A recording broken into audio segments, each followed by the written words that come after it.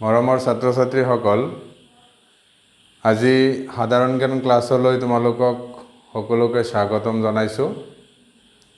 তোমালোকে নিশ্চয় জানা আমাৰ স্কুল এনে সপ্তাহত কেতিয়া খোলা হয়? সোমবাৰে খোলা হয়। হয় নহয়? তোমালোকৰ ওচৰত যে এটা বজাৰ আছে, এই বজাৰটো কেতিয়া হয়? নিশ্চয় শনিবাৰে হয়। দেওবাৰে আমাৰ স্কুল বন্ধ থাকে। গতিকে আমি অসমীয়াত 7টা বাৰৰ নাম আমি শিকিব লাগিব। তোমালোকে মোৰ লগত এতিয়া আজি গীত গাবা। মই 7 বাৰৰ গীতটি তোমালোকৰ লগত গাই দিছোঁ।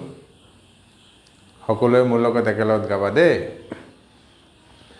ৰবিবাৰে ৰহি মলাই ৰবাব টেঙা খায়, সোমবাৰে সোমেশ্বৰে গুৱাহাটীলৈ যায়, মঙলবাৰে মইনাই মাটিমাহ খায়, বুধবাৰে বুদ্ধুৰামে বুদ্ধি উলিয়ায়, বুধৰ পিছত বৃহস্পতি গুৰুবাৰ হয়, সেইদিনা কিছু লোকে নিৰামিষ খায়, শুক্ৰবাৰে শুক্ৰেশ্বৰে শুকুতা হাঁহ খায়, শনিবাৰে শনিৰামে বজাৰলৈ যায়। গীতটো নিশ্চয় ভাল লাগিছে। তোমালোকেও এই গীতটি ভিডিঅ'টো শুনি পেলাই গাবা। ইয়াতে আমাৰ 7টা বাৰৰ নাম আছে।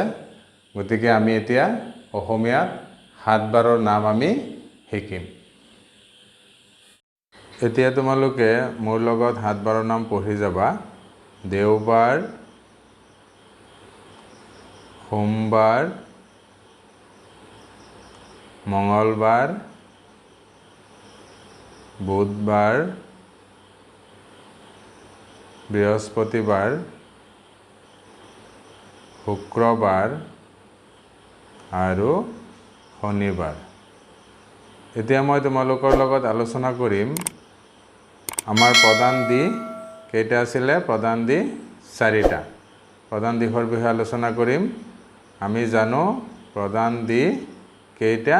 প্ৰধান দিশ 4টা। যেনে পূব, পশ্চিম, উত্তৰ,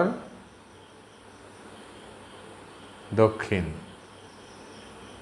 এতিয়া আমি প্ৰধান দিশৰ বিষয়ে শিকিলোঁ আৰু অসমীয়া 7 বাৰৰ বিষয়ে শিকিলোঁ। তোমালোকে ভিডিঅ'টোৰ লগত মিলাই প্ৰথমতে পঢ়িবা।